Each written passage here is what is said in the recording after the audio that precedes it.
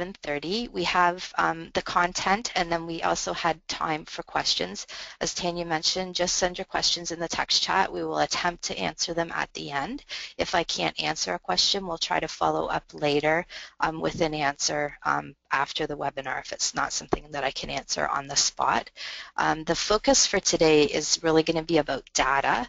We're going to talk about managing data, so processes for collecting good data. We're going to talk a little bit about integrity, processes to input good data, making sure your data is timely, and then the analysis piece, which is using data to ask questions and make good decisions. And I've also incorporated some resources that may help. We're going to talk about this in relation to the 5 core measures for 2015-2016, so the current fiscal year, which is quickly coming to an end. The good thing about this is that it appears that the 5 core measures that we're talking about this year in this fiscal year are going to be the same 5 core measures that we will be dealing with in the next fiscal year, the 2016-2017 fiscal year.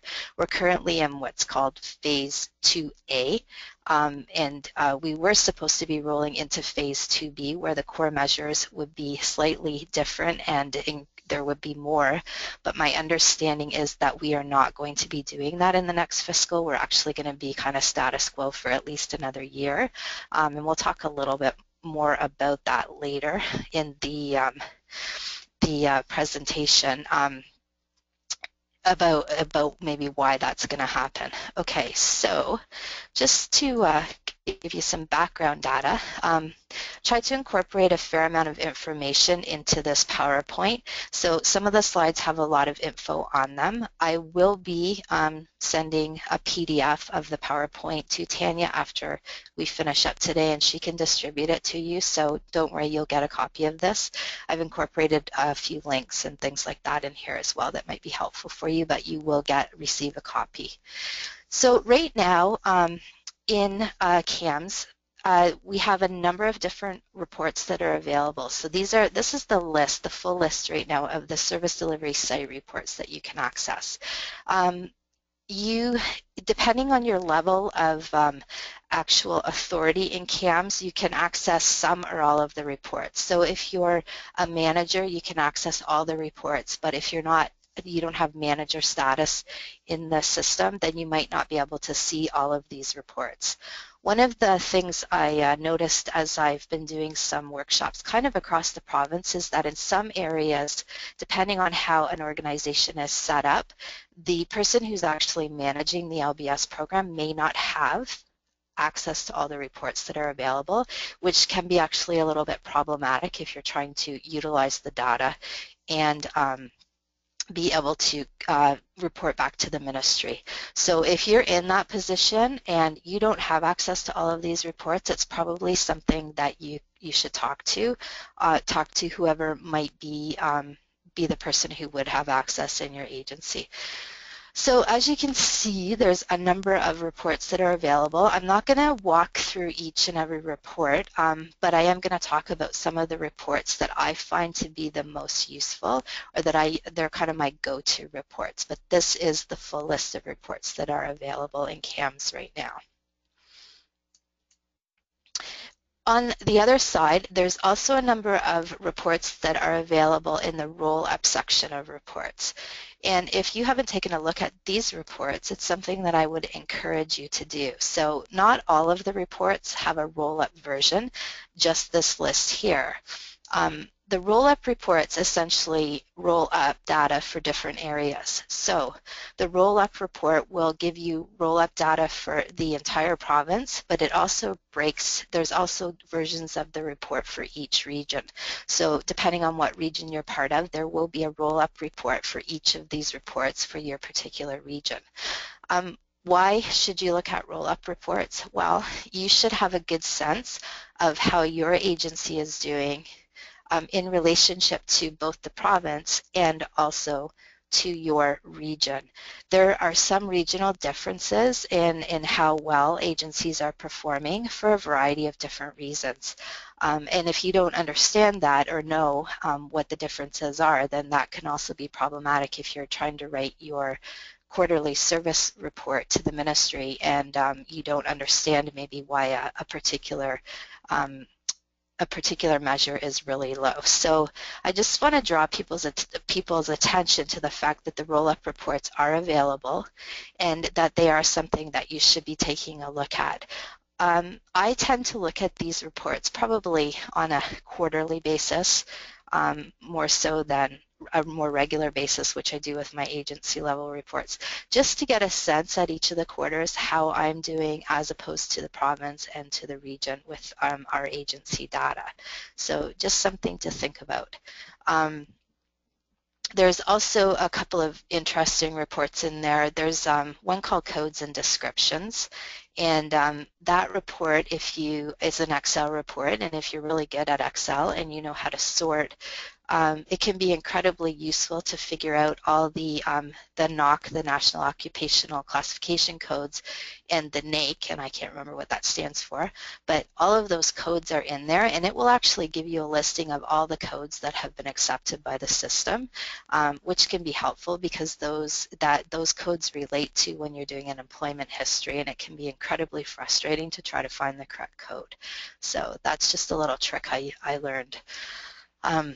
So today, as we walk through the information, I just want to make sure everybody also understands, and I meant to say this at the beginning, I'm not going to be showing you how to enter data into CAMS. That's another whole presentation or even one-on-one session. What I'm going to be doing is talking at a higher level on what data should go in and where that data feeds into for both your performance and your reports. But I'm not going to be specifically showing you screenshots of where you enter data and that type of thing, just so that you're clear. So I've given you kind of the full list of reports that are available. There are quite a few reports. These are the reports that are my go-to reports, or the ones that I tend to find pretty much the most useful reports in the system. So Report 60B is really, really useful because it actually summarizes all your profile information, and it gives you summary data for 4 out of the 5 core measures. So we're going to walk through each of the 5 core measures in this webinar this morning, but that is one of my reports that I do run quite frequently. Report 60D is the outcome follow-up report, and it gives you all your outcome information. While we're not being being evaluated at this point on outcomes, it is something that you should be starting to think about. Where are our learners at 3, 6, and 12 months? We've been entering data into CAMS now for a fairly significant amount of time, 2 fiscal years. So you should have a good sense of what your outcomes look like at this point, and you should be starting to look at what your outcomes are at those 3, 6, and 12-month points, just so that you have a sense of that. Because that is something that is going to be probably on the radar of the ministry, I would say, in the next few years as far as what the outcomes are. They're going to be looking to that. So it's best if you understand it earlier on before you're being questioned on your outcomes. Report 19A, I used to use this a lot more before the last major upgrade of CAMS, but it was the service plan case follow-up report. And what it shows you is all the reviews that are overdue or due in the next 30 days, and you can run that report weekly. Now, because we are a small agency and I enter all the data, there's actually a listing of this on CAMS. So when you log into CAMS, there's off your main menu, you can go right to this list and see what you have coming up for follow-ups. Where this report is still very useful is if you have a number of different people who have cases or service plans in CAMS. So you can actually run the report for your agents at your agency level if you're kind of in the manager position and you're looking at it across your agency with many different people entering data. So still a really useful report to keep on top of your follow-up reviews. There was very recently a memo posted on EOPG, and the gist of it was they had taken a look at whether or not people were doing their reviews in a certain period of time in the last fiscal year, and I can't give you the exact dates, but they are following up right now with agencies on that. So agencies that were not completing their reviews are going to get some type of a discussion or notification from MTCU about that.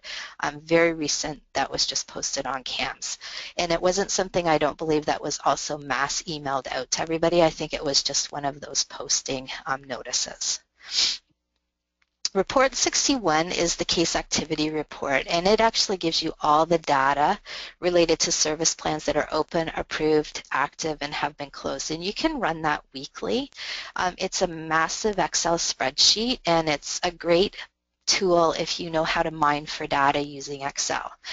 A change was made to that report in the last major upgrade, and it now has data from more than just the current fiscal year. So you have to understand what data is going into that report. But it is still a very useful report if you're looking for trends and information about demographics, because you can sort that information and get a sense for your agency. So those are just some. I'm gonna talk a little bit about specific reports in relationship to the performance measures. But these are just some of my go-to reports. So I just thought I'd highlight them at the beginning. However, the most important report is, of course, your Report 64, your Detailed Service Quality Report. This is the only report that's considered a performance measure report, and it's going to show your performance commitments, so the things that you're supposed to do and what you've actually done as an agency, your actual results that are related to the three dimensions of customer service, effectiveness, and efficiency. So this is the report that is available. It's available on a monthly basis. It's available on the second Monday of every month. So, and it will give you the data up to and including the end of the last month for the whole fiscal year. This is the report that you use when you write your quarterly status and adjustment report or your QSAR report. You do need some other information to complete your QSAR, but most of the information that you report in your QSAR comes from this report. And then, of course, you have to understand the results to be able to write your justifications in your QSAR. So this is a report that I personally run every month. I am quite excited to see it every month to see where we are. I don't wait till the quarter to run it. I make sure that I know on a monthly basis what is going on and where we are in relation to to where we should be. Because if I run it early, if I'm running it every month, then I can make corrections or try to do things to improve our performance prior to the end of the quarter when I'm actually reporting on performance. So if you're not running your Report 64 every month, it's something that you probably should be doing. Another thing that I've gotten in the practice of doing is sharing the service quality report with the instructors. And over time, I've explained, what the report means, what all the performance measures are, what data they're collecting or what they're doing that feeds into that report. So they have a very good understanding of how those numbers match up to what we're doing on a day-to-day basis in the agency. And I think that's something that's important that all agencies should do, maybe not on a monthly basis, but on the very least on a quarterly basis. If people who are working in the agency don't understand the performance measures and how what they're doing feeds into those measures, they're not going to be as invested in it or understand the importance of it. So just something that I think is really important that people who are coordinating or managing an agency should really think about.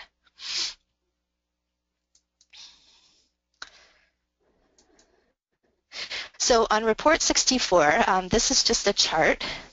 If you write your a business plan for your agency, you'll recognize this chart. You should recognize it regardless. It sets out the 5 measures for Phase 2A. So in 2015-2016, which is our current fiscal year, we're in Phase 2A. We'll still be in Phase 2A in the next fiscal year. as far as I know, because we aren't going to be adding additional measures. So right now, we have the three large dimensions of customer service, effectiveness, and efficiency. So customer service is broken down into two measures, customer satisfaction and service coordination. Effectiveness is also broken down into two measures of suitability or learner profile, and then learner progress. And efficiency is just the one measure of learners served.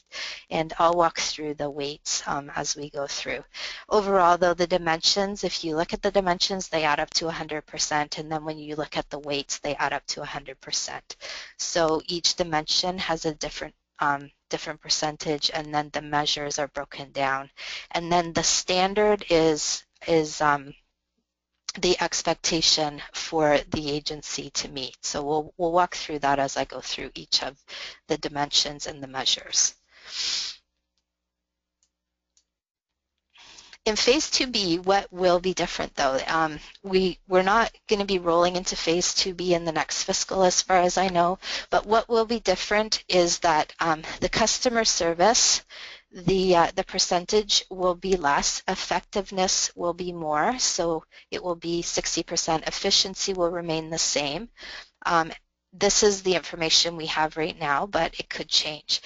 The reason effectiveness will increase is because there are additional measures that will be included in effectiveness in the next phase when that does roll out. And those two will be completions and learner gains. So right now, completions and learner gains are not something that we're reporting on or that are part of our service quality score, but they are two measures that appear on your detailed service quality report, your report 64 right now, so you can get a sense of where you are with those because the data is feeding into that right now. With respect in particular to completions. Learner gains, you shouldn't have any data for learner gains because we're not doing learner gains right now. Unless you're involved in the pilot, and I'm not sure in the pilot, which I'll talk a little bit about later, whether or not you're supposed to be putting it into CAMS or not. I'm not sure about that. But right now, completions and learner gains are not something that we're being measured on, but they will be part of phase 2B as far as we've been told up to this point in time. Okay, now I'm going to walk through each of the 5 measures and talk a little bit about them in terms of management integrity and analysis. So right now we have 5 different measures within the 3 different dimensions. So the first one is customer satisfaction. And this is part of the customer service dimension. So it's 15 of the 40%. Customer satisfaction isn't new. It wasn't new when CAMS came around. It's something that we've been doing in literacy and basic skills for as long as I can remember. But now we're actually recording the data in CAMS, and it's forming part of our service quality score. So customer satisfaction is based on closed service plans. So this data isn't entered into CAMS until you close a service plan. And the data comes from the answer to the question, on a scale of 1 to 5, how likely are you to recommend the LBS program to someone looking for similar services as those you received? And learners who respond to that question with a 4 or a 5 are considered satisfied. So it's a scale of 1 to 5, and you're looking for a rating of 4 or 5 for it to trigger a satisfied in the system.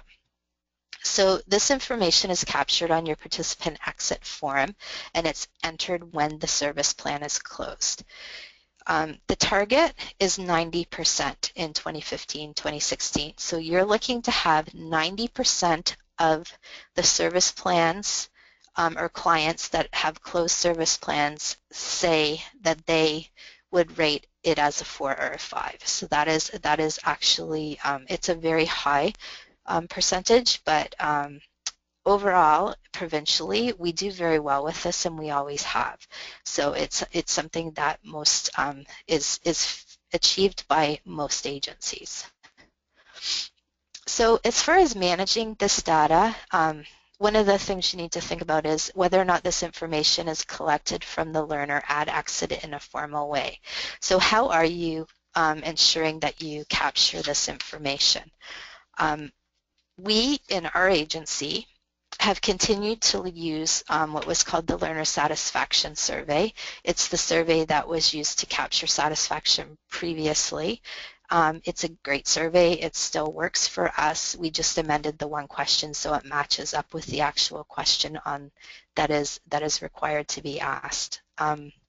We asked them other questions as well, just to elicit other information. So you need to make sure that you are capturing the information.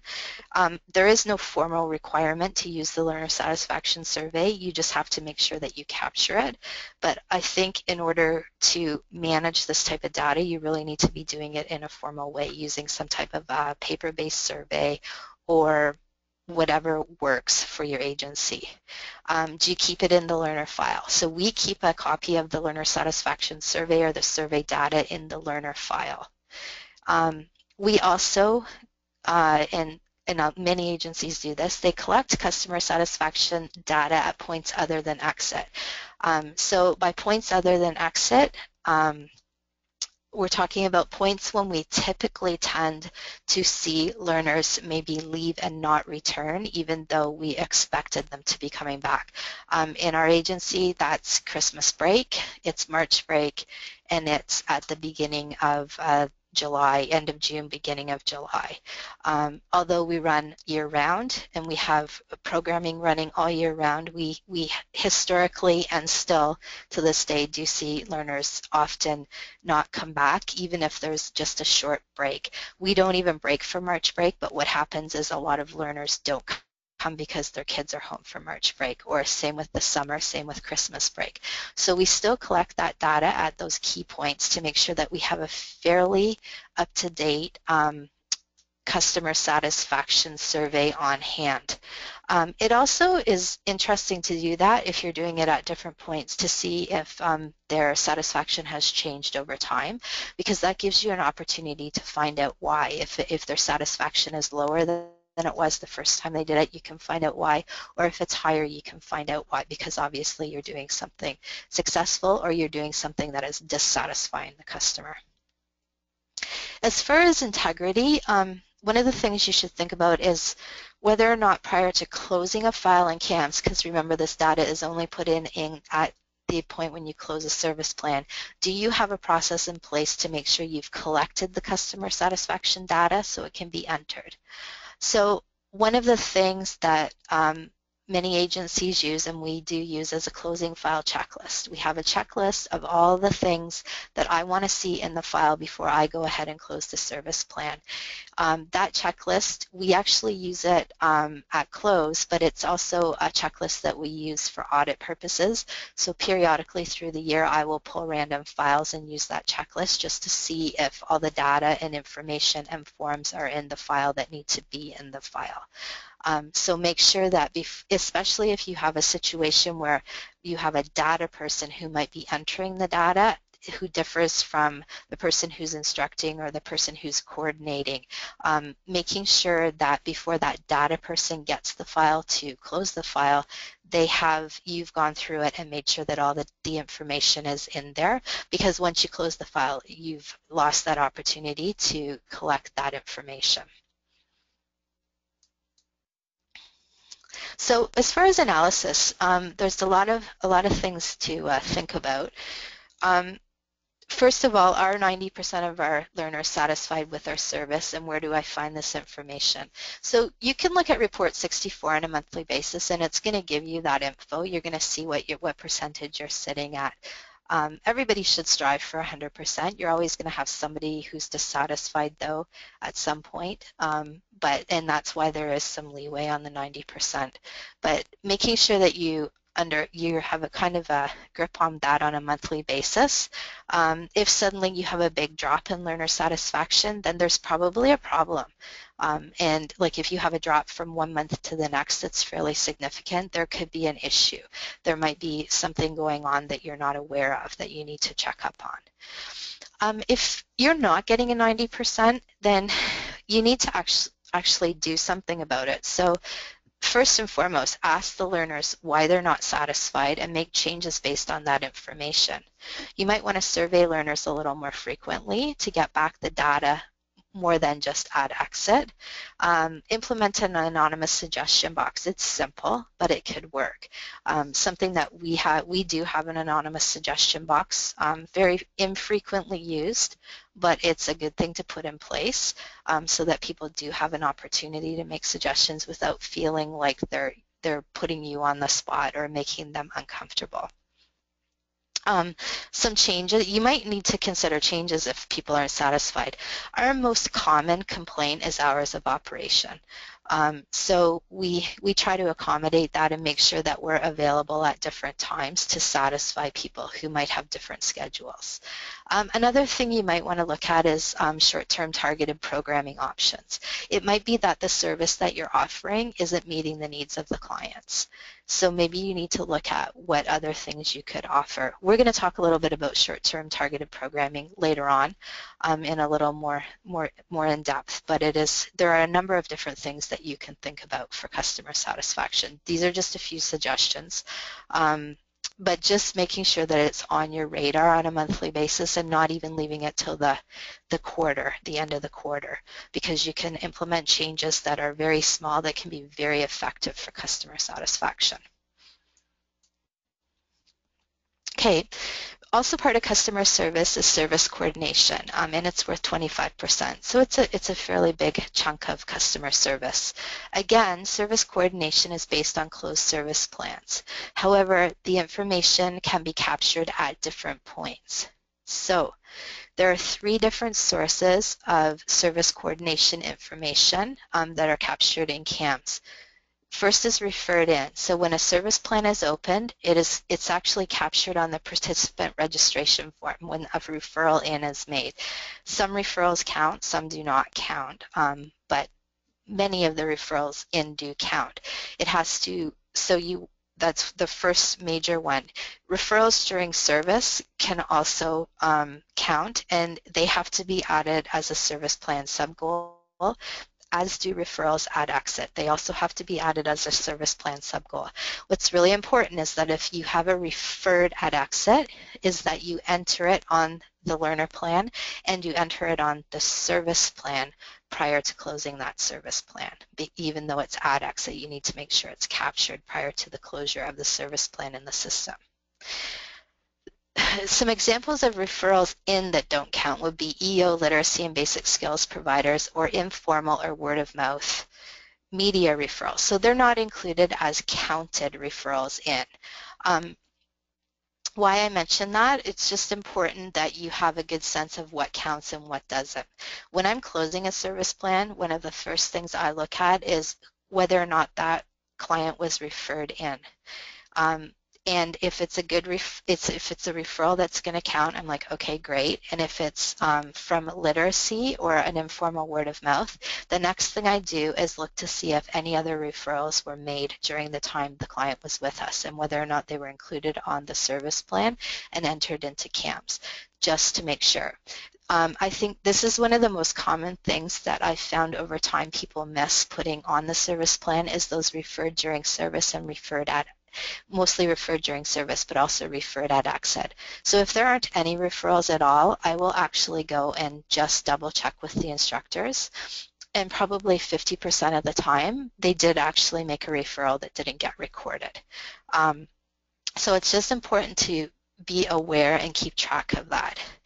Your target in this phase is 50%. So you're looking for 50% of the learners that you have closed their service plans to have had at least one referral. As far as what referral counts, it's the first referral that counts.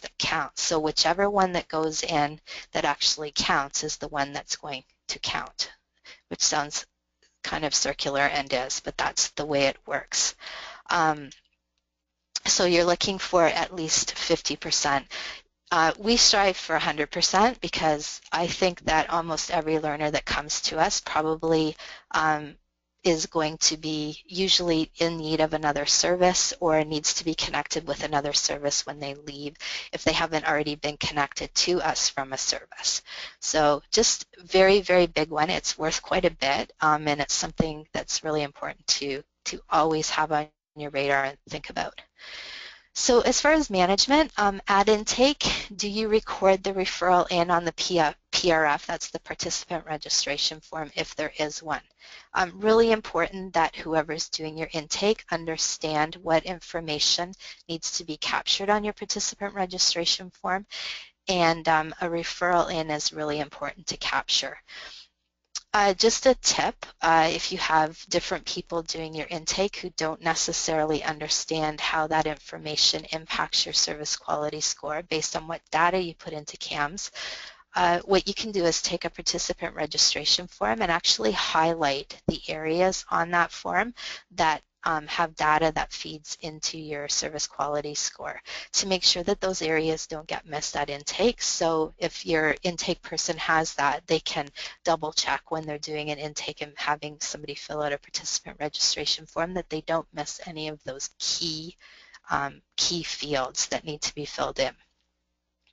So continuing with management, do we keep track of any referrals made during service and record them on the learner plan? Again, I find that these are the ones that are most commonly missed. Something comes up, a referral is made for the client to another service because a need kind of comes up out of the blue or during the programming, and sometimes that gets missed. It doesn't get recorded on the learner plan and then subsequently get entered into CAMS on the service plan. Do we record referrals made at exit and recorded on the learner plan? Again, the same thing. You need to make sure that any exit referrals that are made are recorded and entered into CAMS prior to that service plan being closed. And do you keep additional documentation related to referrals in the learner file? So it's good practice to have backup documentation for referrals. We have either an email or a fax if people are referring clients in, and we keep a hard copy in the learner file so that there is backup documentation. We also write a note about it, a case note in the learner file that's a handwritten case note, not one that's put in CAMS, so that we have all of that documentation on file. As far as the integrity, do we make sure the referral in is recorded in CAMS when a service plan is opened? So important that your data person is doing that.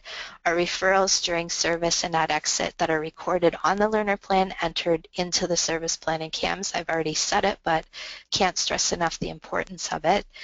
And do we make sure that we check that all referrals have been entered prior to closing a service plan in CAMS?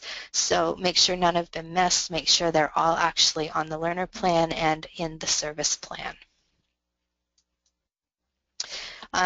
It's important also to know what referrals count. Referrals in from, as I mentioned, from EO literacy or informal word of mouth are not included in the performance measure. But they're still important to capture. This is the same for referrals out. So even though only one of the referrals counts, the one that counts, the first one that goes into the system that counts is the one that counts, it's a really good practice to put all your referrals in, because you can then run a report that will tell you all the places you've referred in and out of. And it gives you a good sense of who your partners are, and maybe it will show you some of the gaps of other agencies or stakeholders or partners that you could target for referrals that aren't currently making referrals to your agency. So I think it's really important not just to put one referral in to the system, but to put all the referrals that happen into the system.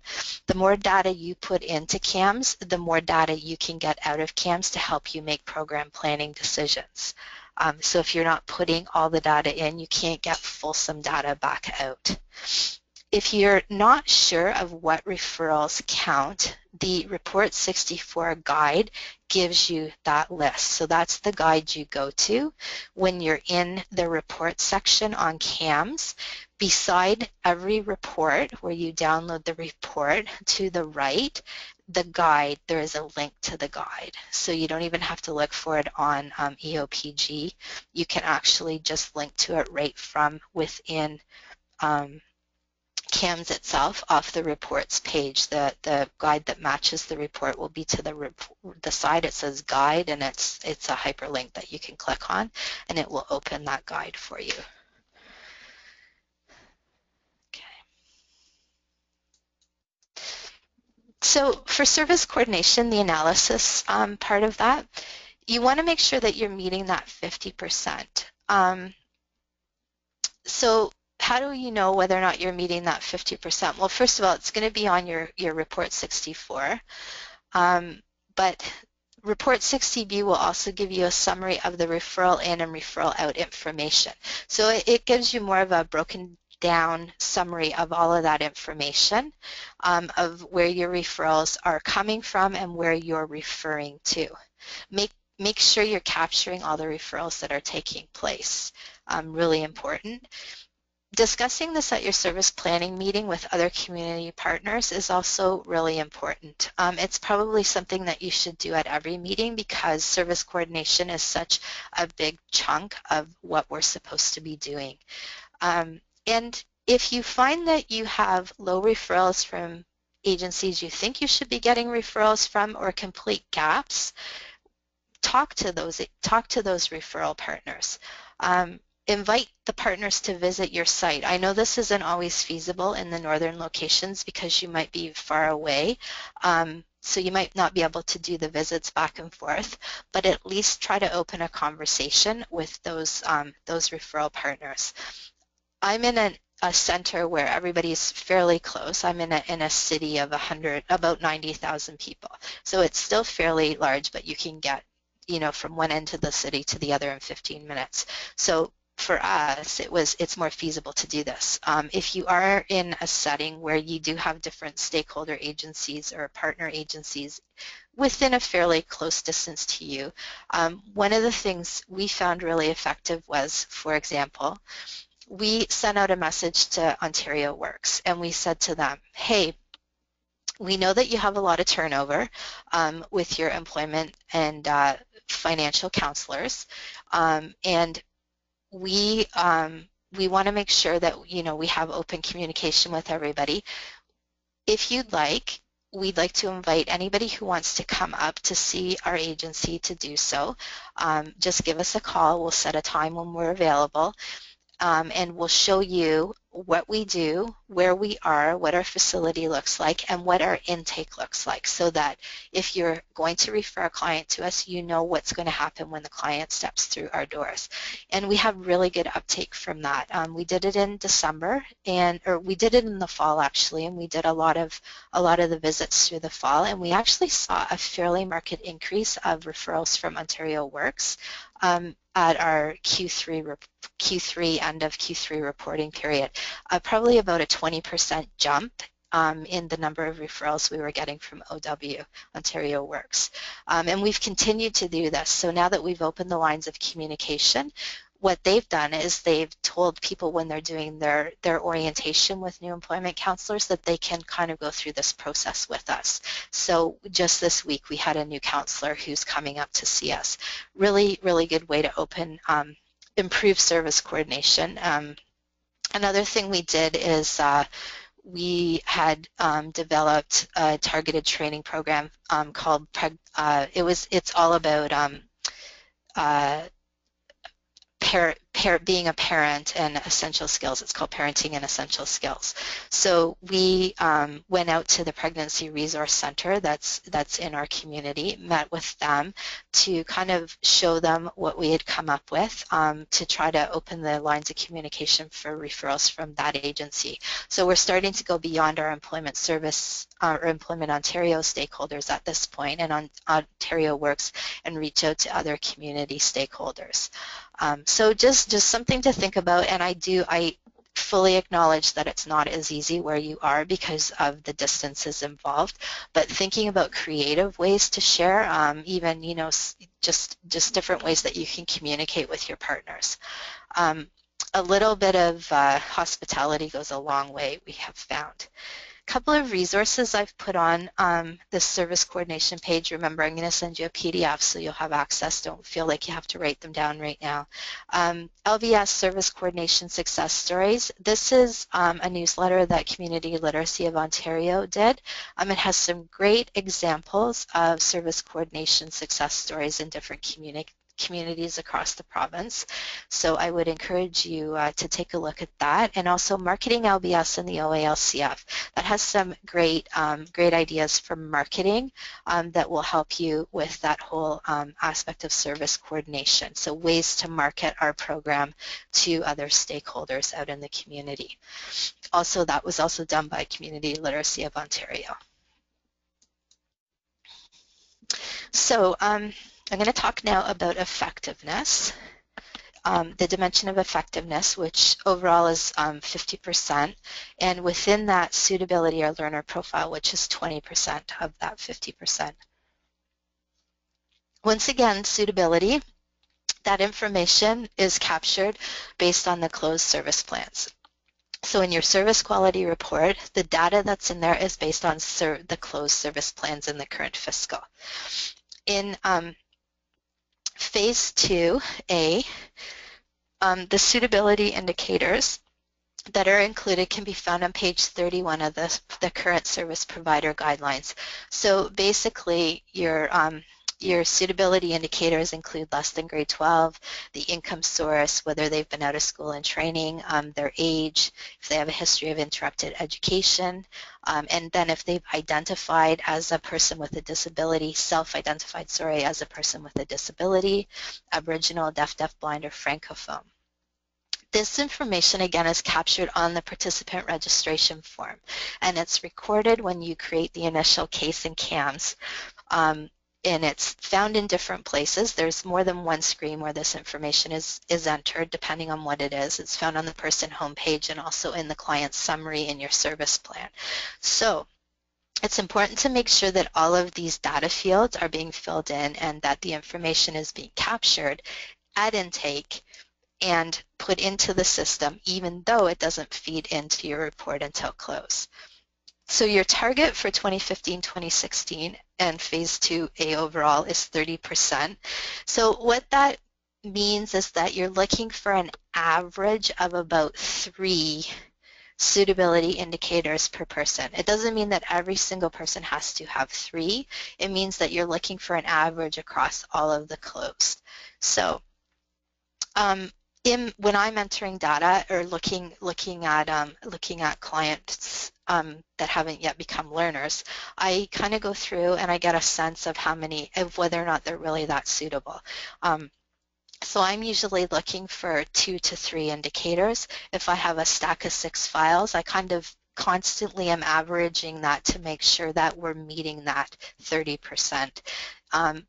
It's something to be aware of. It's something to think about. There's a reason why there's suitability indicators. The LBS dollars are meant to serve a harder to serve client base, and these are the indicators that have been identified that meet up with what the ministry is defining as that harder to serve population.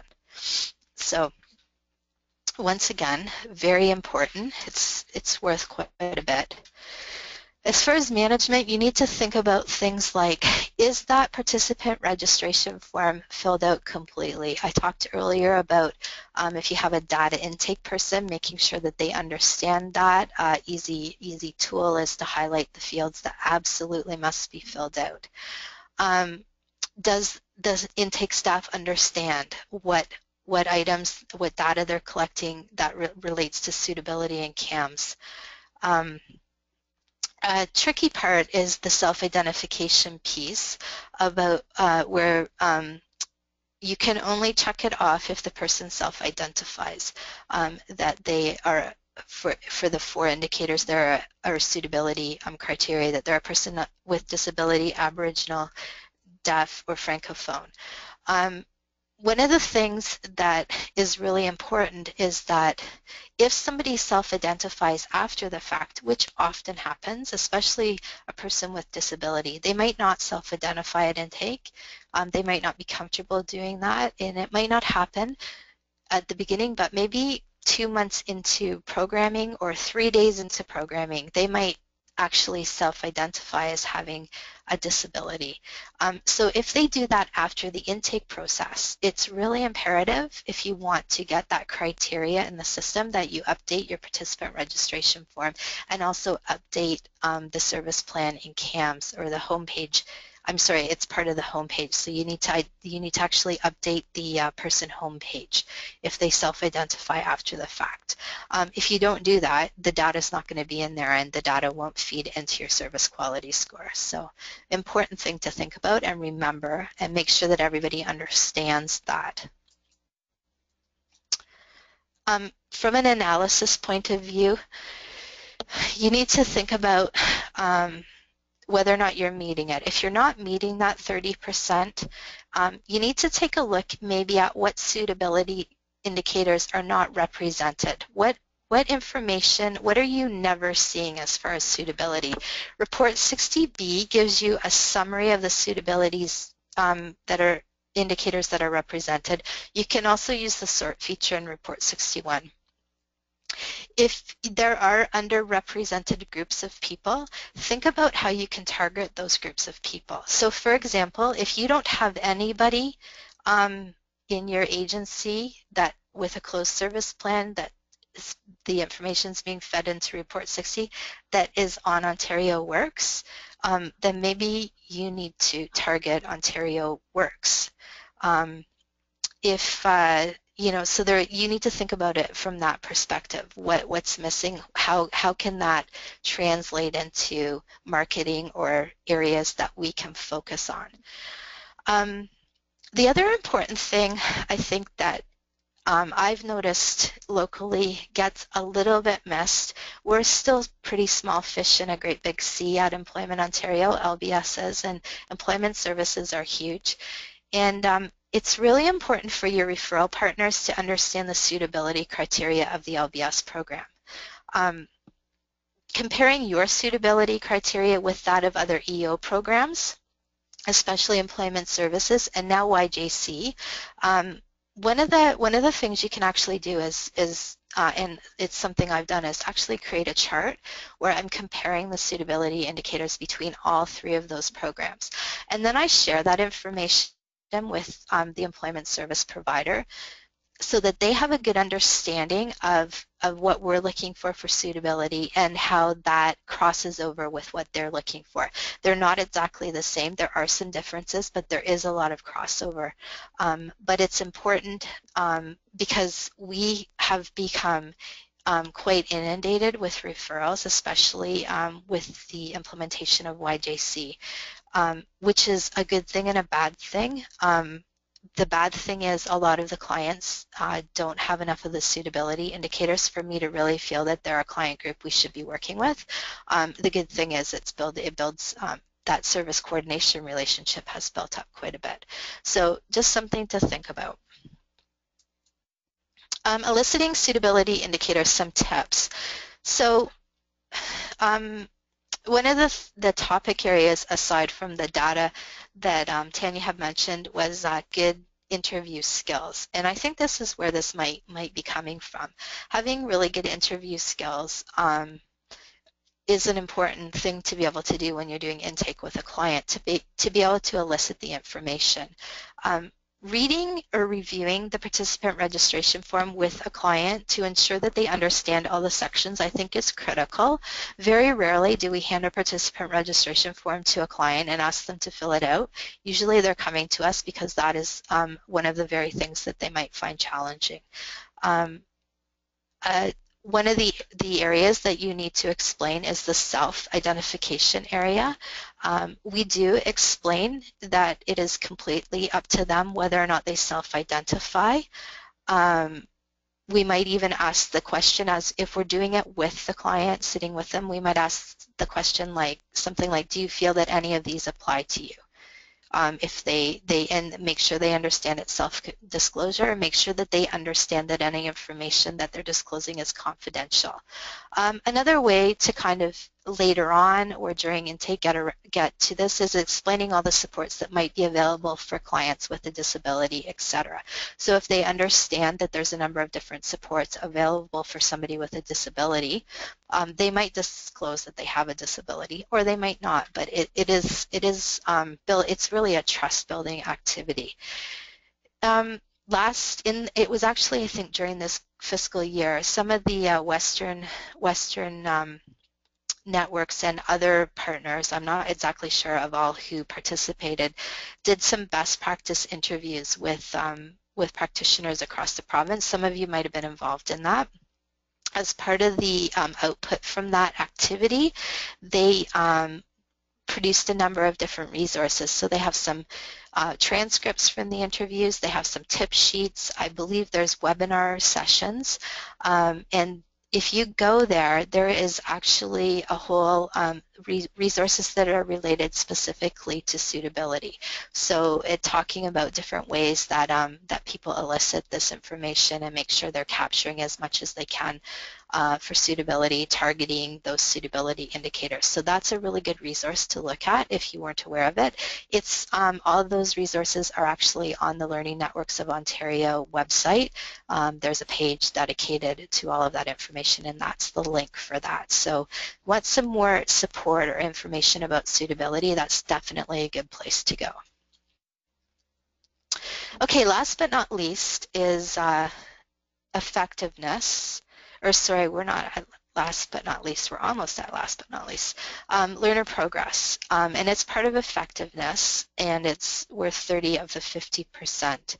So learner progress is based on both active and closed service plans. So this information is feeding into your detailed service quality from both the active service plans in the system and those that have been closed within the current fiscal. So it's the percentage of learners who have completed at least one milestone in the current reporting period. Data comes from attained competency plan items, so they have to attain the milestone in order for it to count. And the target is 60%. So you're looking for at least 60% of the learners in your agency that you've either closed their service plan already or they have an active service plan have attained at least one milestone in the current fiscal. So what's really important to remember right now is we're mid-March, and well, not quite mid-March, but almost mid-March, and we're rolling into a new year, a new fiscal year, April 1. If you have carryover learners who have completed a milestone in the current fiscal year, so anytime up till the end of March, but they carry over into the next fiscal year but have not completed a milestone in the new fiscal year, so that would be from April 1st on, then they will not count towards learner progress. So it is important to remember that you need to have a learner complete a milestone in each fiscal year that they have a service plan open, if that makes sense. So really, really important to remember that. So timing is something to think about as far as administering milestones. Whether or not you administer a milestone on March 30th or April 1st is something to think about based on whether or not that learner already has completed a milestone. So as far as learner progress, there's some things to think about. Have the practitioners or instructors had adequate training related to the administration of milestones? It's important that the practitioners understand milestones, that they've been trained to use milestones, and that they're using them properly. Do learners understand that they need to complete milestones as part of the program? This is pretty critical, and it's something that we talk to learners about almost right away. We explain to them that they will be doing milestones and that milestones are merely to show that they're making progress. We never talk about tests. We don't make it a big deal. It's just a part of what they're going to be doing. We explain that it will be on their learner plan, and that we'll identify milestones with them that make sense for what it is that they're there to do. So it's just a kind of a part of what we do every day. We don't have learners who don't want to do milestones. They're not upset about it. They don't mind doing it. A lot of them like doing them because they feel like it gives them a sense of accomplishment. Do learners have easy yet secure access to milestones? Really important. If they can't access them, they're not going to be able to use them. And you need to make sure that they're using the most up-to-date versions of the milestones. They're available on the repository that actually Contact North runs. You have to have a login to be able to access the milestones. The culminating tasks are also found there. Is there at least one milestone related to the learner goal path identified on each learner plan? So you need to make sure that you're identifying at least one milestone that the learner is going to complete as part of their progress while they're in the agency. If there isn't one identified, it might never happen. So you need to make sure that that happens fairly early on in the process. We usually try to identify a milestone within and actually have a learner complete one if it makes sense within 2 to 3 weeks of them actually starting at the agency. So as far as data integrity, you need to make sure there's a process in place so that those milestones are recorded in CAMS. How are you doing that? How are you making sure that happens on a regular basis? Are completed milestones stored in the learner file? They should be stored in the learner file, and by learner file I mean the file that's kept locked up with your participant registration form and any other confidential information. Obviously milestones are meant to be secure instruments. They're never to be distributed. A learner would never take a copy with them. But when you're having a file audit, that is something that they will look for to see that the completed milestones are in the learner file and that they match up to what is indicated both on the learner plan and on the service plan in CAMS. When milestones are completed, are they updated in CAMS in a timely fashion? And do you make sure all milestones have been entered prior to closing a service plan in CAMS? Again, this kind of speaks to having some type of a checklist in place before closing a service plan to make sure that you're not missing anything before that plan is closed. In our check, we do a checklist and we check that they're entered and we check that the copies are in the file. So that I know that the file is a complete file in case it is audited in the future. Okay, so for analysis, you want to make sure that at least 60% of the learners are attaining one milestone. If not, you need to think about things like, are there clear processes in place so that the learners and the practitioners understand the expectations around the completion of milestones?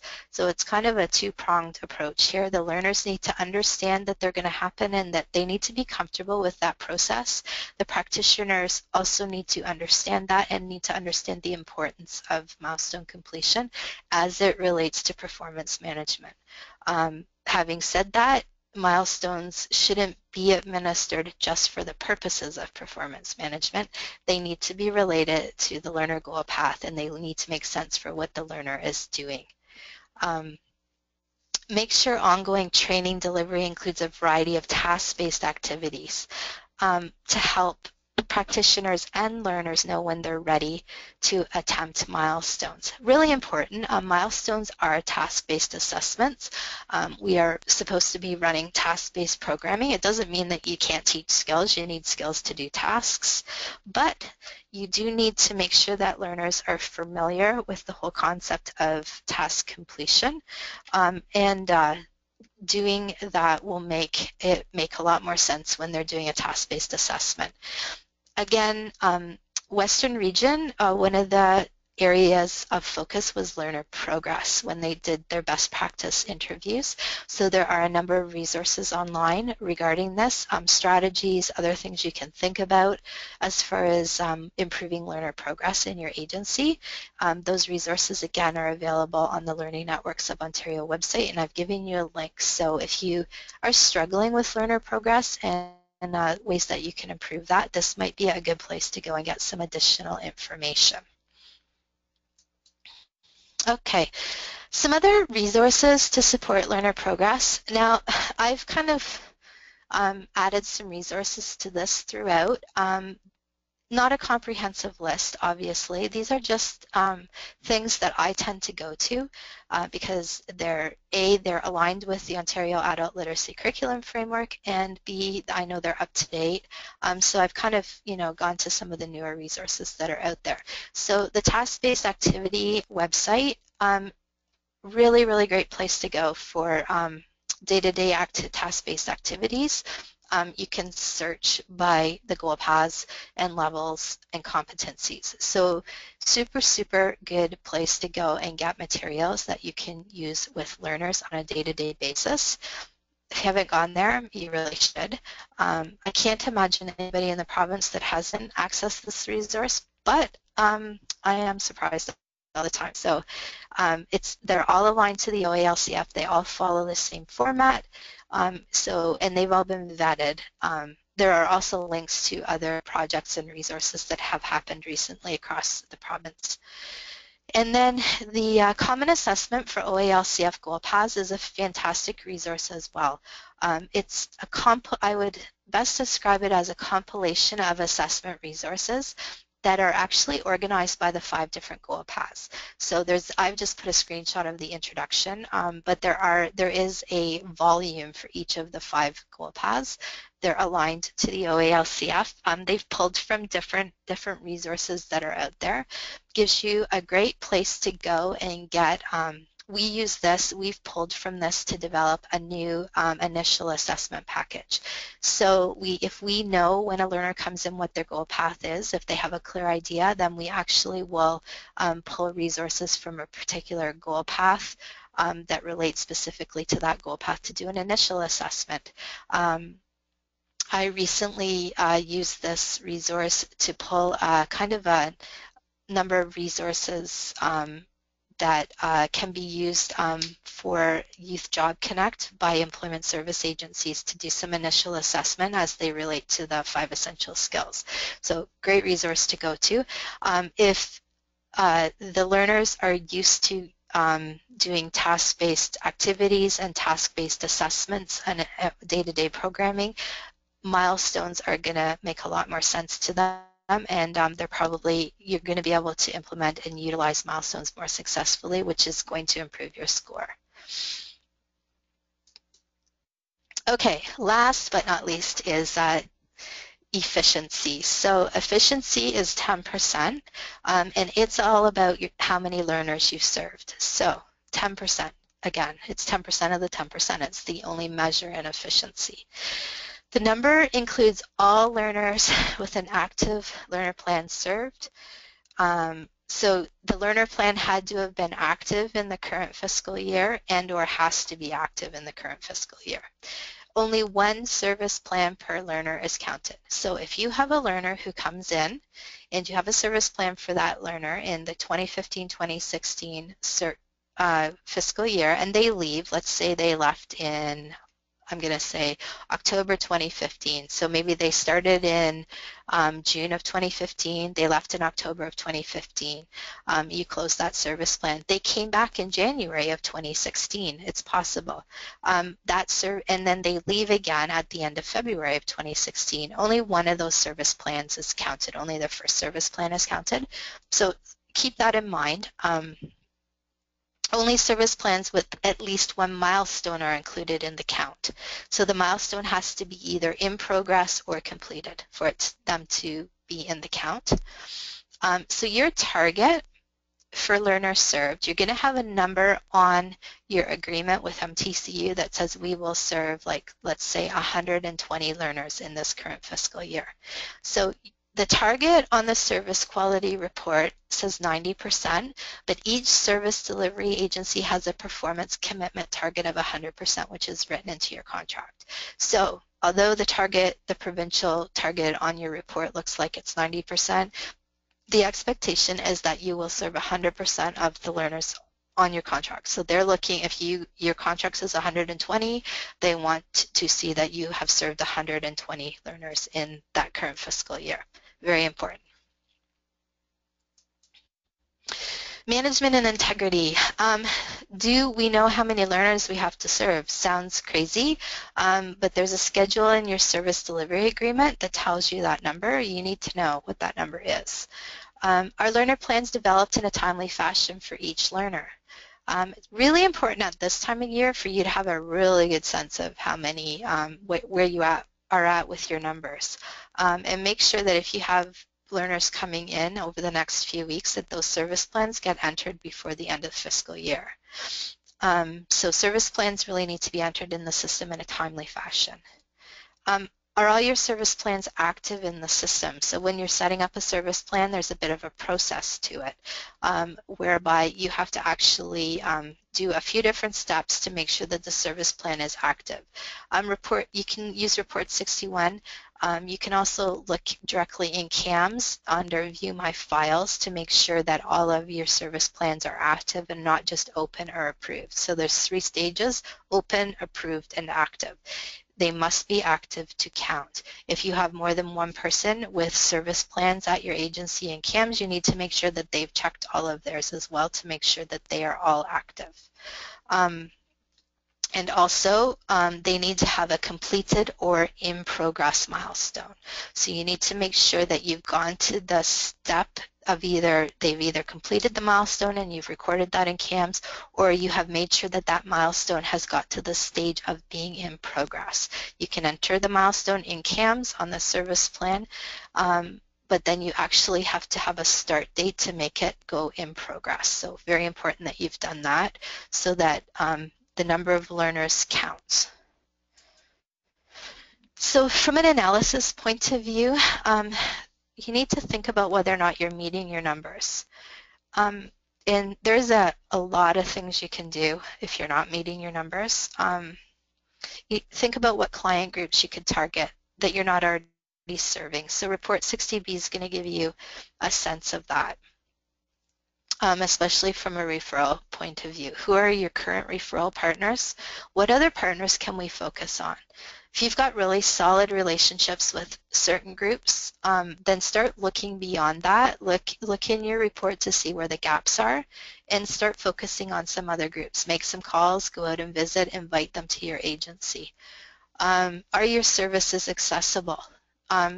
So by accessible, obviously they need to be accessible as far as people who might have challenges getting there, but you also need to make sure that the hours are accessible to people.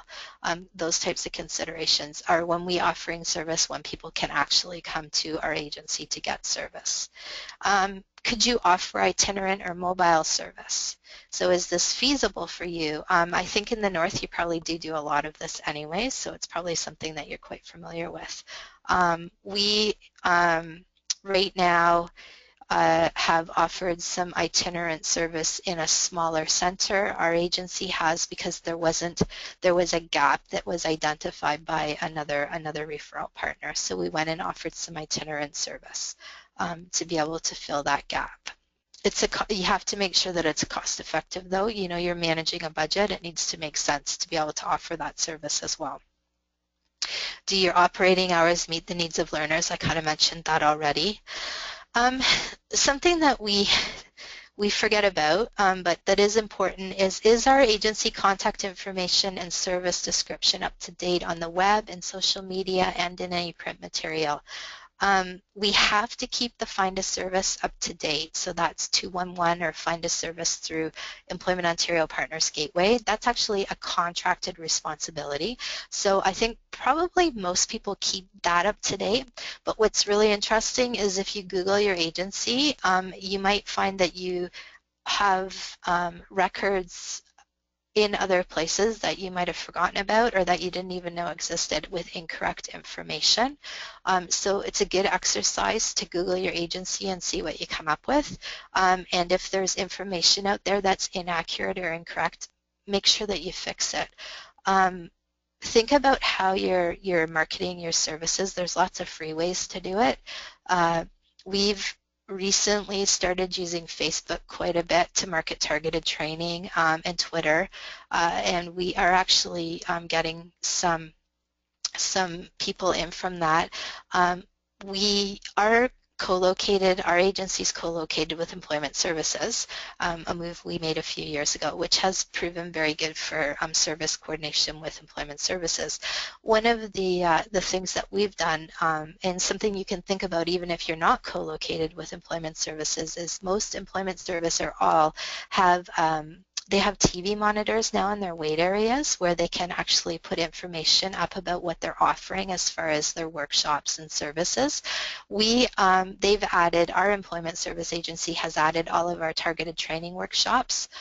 So whenever we're running another one, we actually send them the flyer and they put it into their PowerPoint that goes on their screens. So you could ask if you have a local employment service agency, if that even exists for you where you're located, if they would do that for you.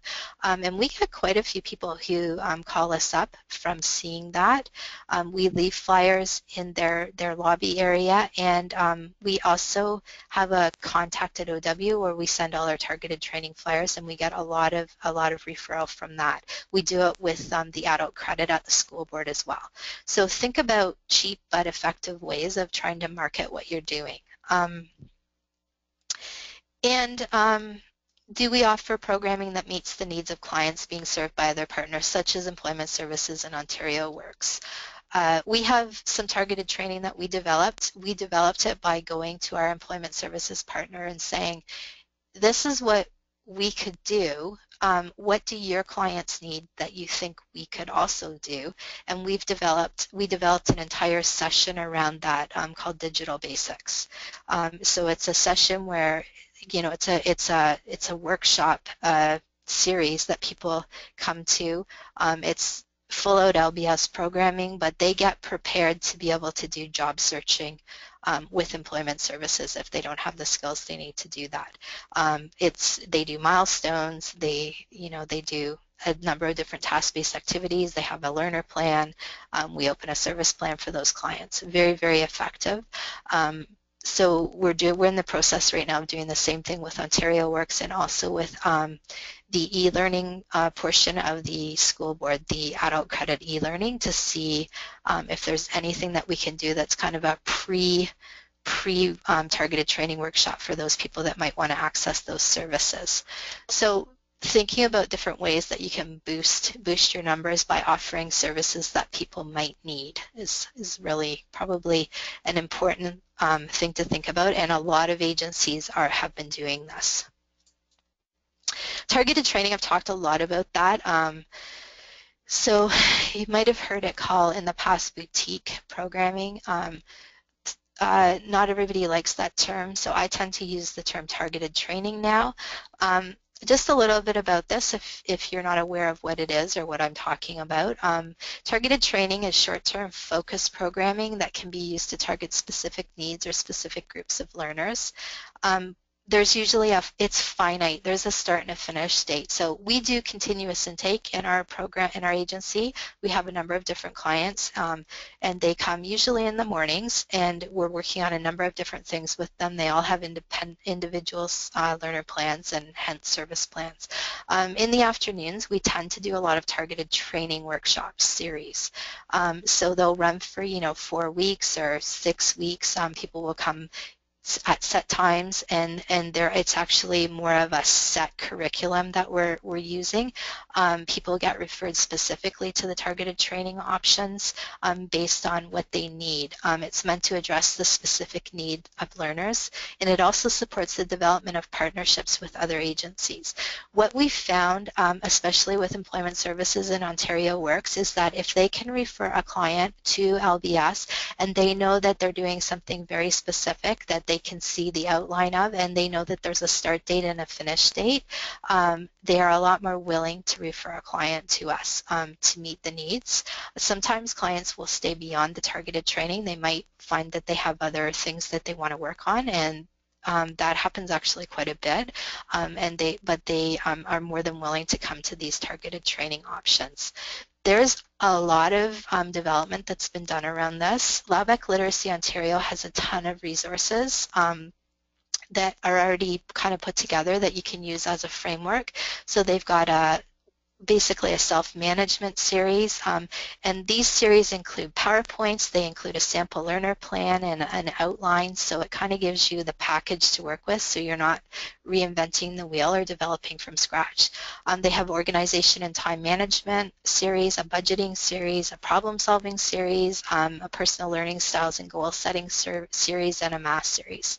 So that's one place to go. There's lots of other work that's been done around this across the province over the last few years, mostly through in-year funding to some of the support organizations. So something to really, really think about if your numbers are low. Look at targeted training, look at what's been done, and then go from there. See if there's something that you can get that you can work with so you're not working from scratch. Targeted training can really boost your efficiency. So think about who are your referral partners now? What could you do for them? Don't assume that you know. Go and ask them. Who else can you target? What other partners are out there that you could target? And once again, Report 60B is a good place to find some of this information. So another really good resource is Literacy Plus Innovation Equals Success. It was a newsletter done by Community Literacy of Ontario. Has some examples that I would say are kind of targeted training examples that have been successful. So an innovative approach, like what can we do to offer services that people need, and then boost our numbers, boost our performance. So take a look at that if you want some more information. Okay, so I'm almost done with the content, but I just wanted to say for on the radar, like things to be thinking about, you need to be thinking about learner gains in the future, and you need to be thinking about completions. So we're not being measured on these two things right now, but they are things that you should be aware of. The completion data is appearing on your service quality report, so you'll have a good sense of where you're at with completions. By completion, it means that the learner has done all their learning activities, done the milestones that were indicated for them, and also completed accommodating tasks. As far as learner gains, there's actually a learner gains project on the go right now. That project commenced in January, and I think there are 33 agencies testing a learner gains tool. I think it's supposed to wrap up around November. If you go on the Employment Ontario Partners Gateway and just search for learner gains, there's a Q&A on there that tells you all about that research project that's going on right now. So they're testing a tool that we may or may not end up using to capture those learner gains scores sometime in the future. Some of you on this webinar right now might actually be involved in that project, I'm not sure, so you might know a little bit more about it than I do, but you need to be aware of what's going on and just keep it on your radar, because eventually these two things may or may not become part of performance management for LBS agencies. Okay, some other resources I just wanted to draw your attention to. E-communique that CLO did last year, Understanding and Using Results-Based Data in Literacy and Basic Skills Programs, is a bit of a summary of probably what's in this webinar in a narrative form. I actually did that communique. I did the narrative for that communique for them. So a lot of what I've talked about today is in a different format. So if you like to read things in a narrative, that might be helpful for you. CASBA has an EOIS CAMS online toolkit in English and French. So that toolkit has some tools in it specific to putting data into CAMS. They also have a sample data integrity policy that they've developed. So you might want to take a look at that just as an additional resource with respect to this.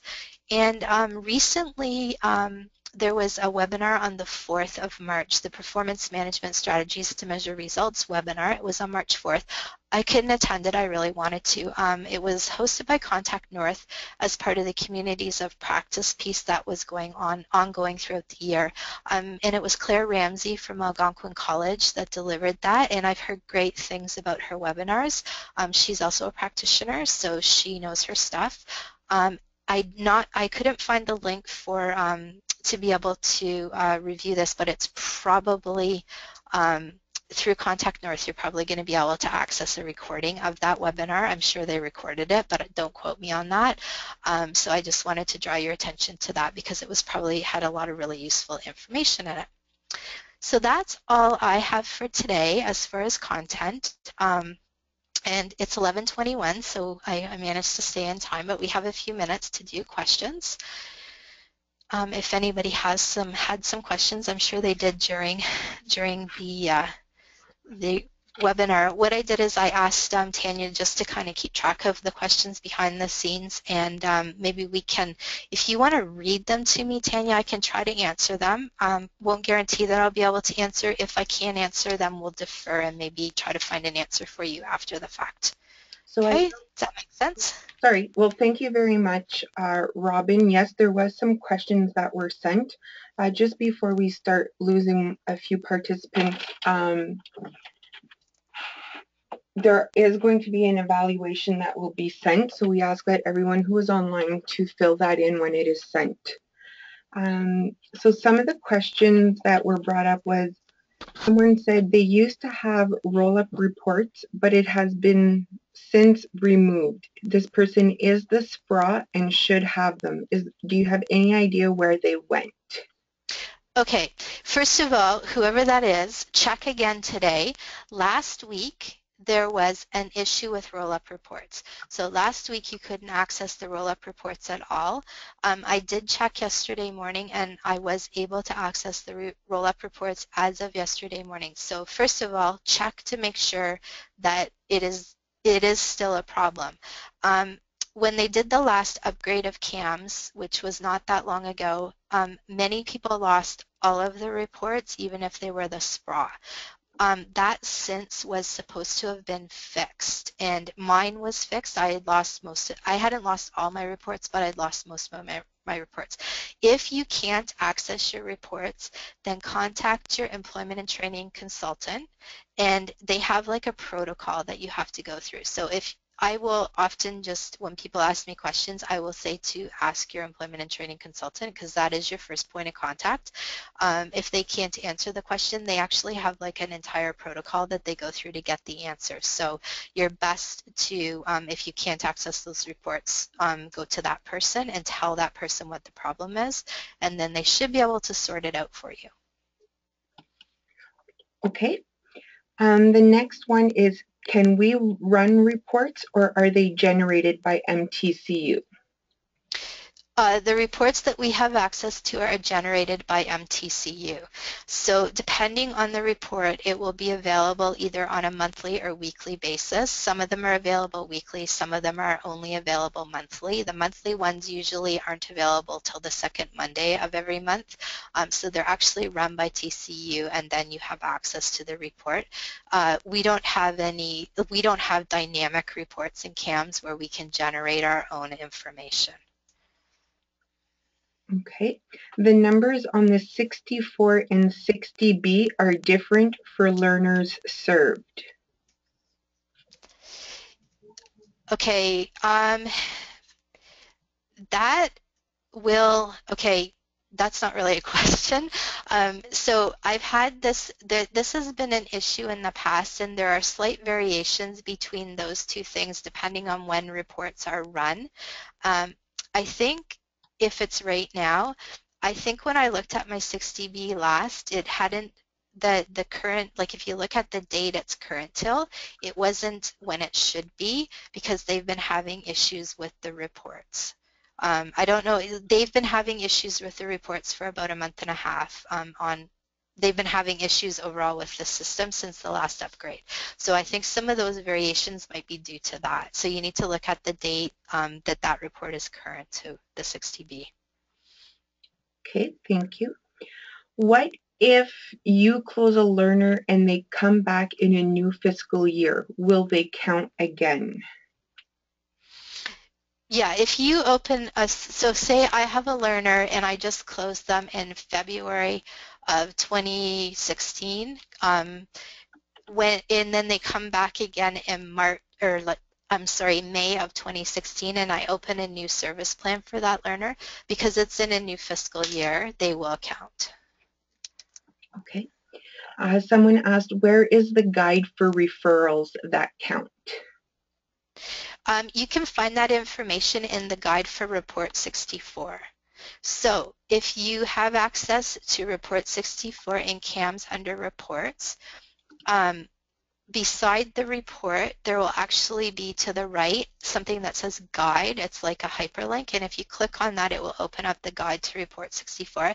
And Report 64 gives you the information about what referrals count and which referrals don't.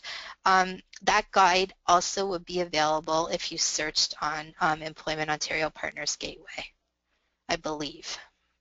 Perfect, thank you. Do you have course content for your new digital basics program that you can share? Yeah, I can definitely give you kind of the bones of that. That one is highly specialized or to our agency and our area, but I can definitely give you an overview of it and what's included in it. Okay. Someone says, we work with level 1 and 2 learners. Would they be expected to complete a culminating task before they leave? I don't know what the expectations will be around completion of culminating tasks if and when it ever becomes completions become part of performance management.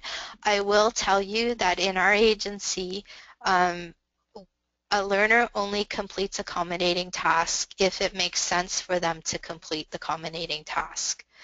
So we don't just give the culminating task to every single learner regardless. We only give it to them, if it makes sense to why they're there, what they've done with us, and what they're moving on to, and if we're pretty sure that they're going to be successful at it.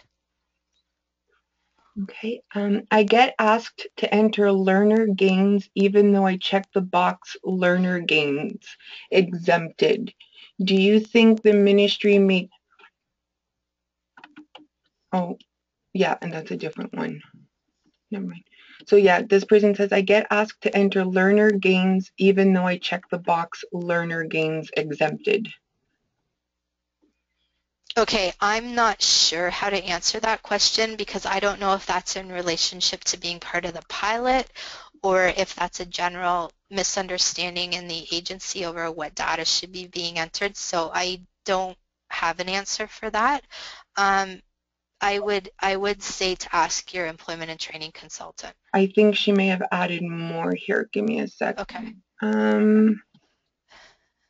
When I select completion from the pull-down menu on closure reason, I get an error message. Values can only be entered if sub-goals for goal path and completion have outcomes. I verified that they have outcomes and had my predecessor do the same. Has happened in multiple files. If I cannot check off completion, that will affect reports. Okay, again, it sounds like a technical issue in CAMS without me being able to see all the screenshots of what's happening. So I would defer that question to the employment and training consultant. Okay. Because it seems like it might be a technical glitch or some type of issue, but I'm not sure without being able to see screens. Okay. Do you think the ministry may change its satisfaction question to learners at exit? Those informal word-of-mouth referrals at entry do come from many satisfied learners. Just wondering if MTCU is even looking at this piece which affects LBS program. I have no idea. Okay. Right now, that's all I have for questions. I can unmute everyone if you want so they can ask questions, but those are the only ones that came up in the question box. It's up to you. It's 11:30, so the other thing we can do is if people have questions after the fact, they can always send them to you and you can forward them to me if you can't answer them. And I don't mind, like if you want to do it that way too. Okay. So I am unmuting everyone just in case someone wanted to ask something. Okay. Or you can still raise your hand to ask questions, but at this point, we're getting many thank yous here, Robin. So a thank you for your informational webinar. Everyone's saying that it was very informative. So I would like to thank you on behalf of Literacy Network Northeast for taking the time to share this very valuable information. I know myself and Jolene gained quite a bit from it. So for those of you who are still on the webinar, please fill out the evaluation that will be sent to you. We thank you for taking your time in being with us. That I believe if Robin, you have nothing left for them, that would be all. But if Robin, if you can stay on the line until everyone's signed off, just to make sure. Yeah, absolutely. Okay, thank you for having me. Sorry, it's not exciting content, but hopefully even if you've kind of done this webinar before, you got something else out of it. I will send the PDF and it can be sent out, so you'll have access to those links for some of the resources. Perfect, thank you.